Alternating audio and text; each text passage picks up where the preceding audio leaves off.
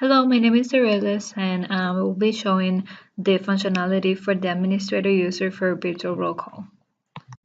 So first I'm going to log in on the system. And the first thing I'm going to show is the site settings menu. In this menu, you can add the site logo, which will show in the beginning when you log in into the system.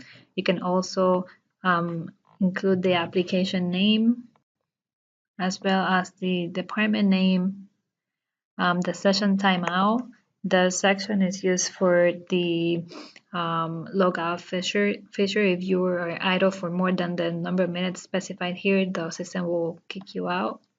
And also for the map latitude and longitude, this should be defaulted as your station center in the map. Right now, we already have information in here, and we're using the Pinecrest Police Department data. So the session timeout is currently set to 30 minutes. You can update that here in this section, and the latitude and longitude is set to the Pinecrest Police Department. So you can update any of the values. For example, you can put 15 here, update, and see how this changes down here. If any of your officers is idle for 15 minutes, the section will terminate. So the next feature is how to create a shift. So right now we have in this demo shift A, B, and C, and the all shift, which is default by default created in the system. So as a test, I'm going to create shift D. I'm going to put D shift, and it's going to be from 8 in the morning to 5 in the afternoon. Status is going to be active,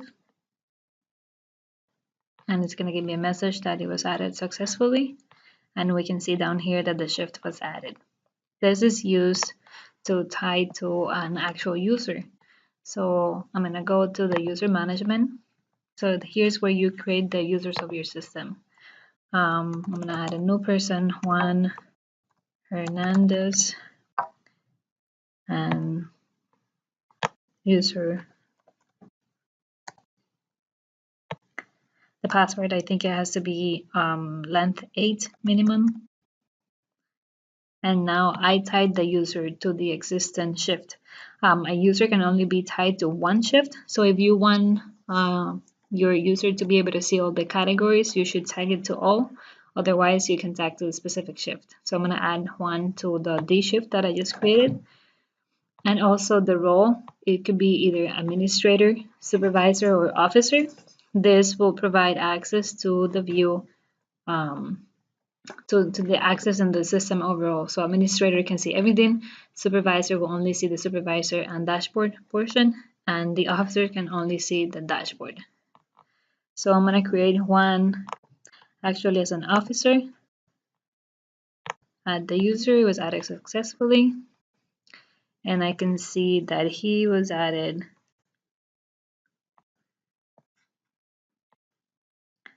all the way down here. Juan Hernandez, and he's an officer and is part of the D shift.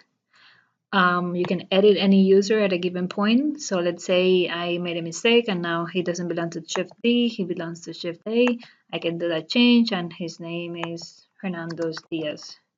You can do the update, and it will show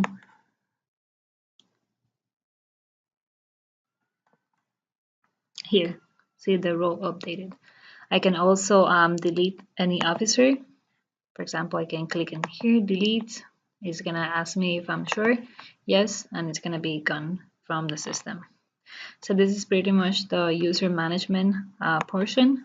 Also, if you need to do to upload a lot of users at the same time, we have this feature, batch add users. You can click on it, and here in this arrow, you can download the sample CSV file, and in this question mark icon can tell you the fields you need to populate. So you need to have the first name, last name, username, password, the shift ID, and the role. So you can find that information in here. For example, the shift ID is going to be under the shift management. So you can find the shift ID in here as well as the role. So going into the next menu will be the category. The category will be actually the folders that the officers will be able to see. So the administrator can create the categories. So I'm going to create a new test category. And then the visibility will be what shifts will have access to this category. So let's say I only want officers from shift A to be able to see this category and any documents uploaded to it. I would just put shift A. I can also select multiple, like I could say shift A and B and C, for example. Or if I want everyone to see that category, I could say all, and everyone will be able to see it. Even if I later on add a new shift, let's say shift E, then this shift will also have access to this category.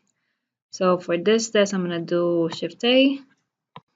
I'm going to do add. And I'm going to see how new test category is added in the system, and the visibility is A shift. I could also modify that.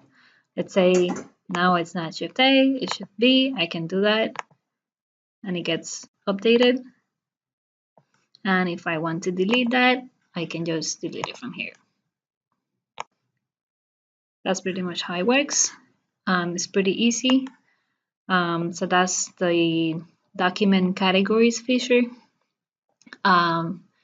Going into the archive documents, this feature is to manually delete documents that are already archived or are older than 7 days. So you can input the date range, click submit, and it will clean up your database. The administrator is a super user, so will have access to anything that is also under supervisor, and it will also have access for everything that is under the dashboard. But in a separate video, I will go over the functionalities of supervisor and also the actual officers. So that is pretty much it for the roles of a supervisor under the supervisor access. Thank you, and see you in the next video.